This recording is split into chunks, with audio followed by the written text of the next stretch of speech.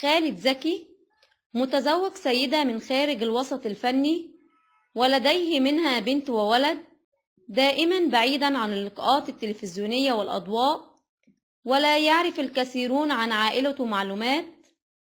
ولكن فاجأ خالد زكي جمهوره بصور من حفل زفاف نجله وظهوره بصحبة زوجته التي لفتت الأنظار بجمالها وأناقتها.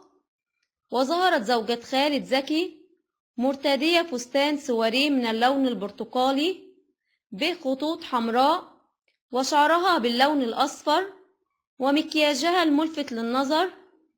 خالد زكي حصل على بكالوريوس المعهد العالي للفنون المسرحية، وجاءت انطلاقته الفنية في عام 1973 من خلال المشاركة في فيلم مدرسة المراهقين مع فؤاد المهندس وشيكار، وشارك في العديد من الأعمال الدرامية سواء المسلسلات أو الأفلام.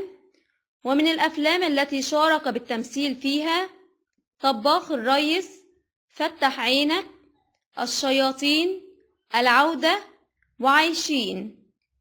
وشاركت الإعلامية فاتن موسى زوجة الفنان الكبير مصطفى فهمي جمهورها ومتابعيها على مواقع التواصل الاجتماعي صورة من أحدث ظهور لها.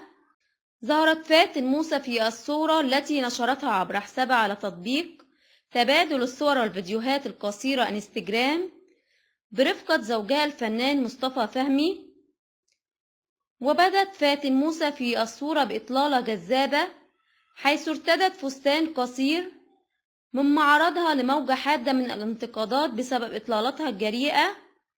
وجدير بالذكر أن فاتن موسى ولدت في 1 أغسطس، وهي من أصول لبنانية، وبدأت حياتها المهنية صحفية في الموضة والجمال بإحدى المجلات اللبنانية، حيث عملت محررة فنية لفترة طويلة في مجلات لبنانية، ومعدة برامج في قناة نجوم التي تبث من دبي.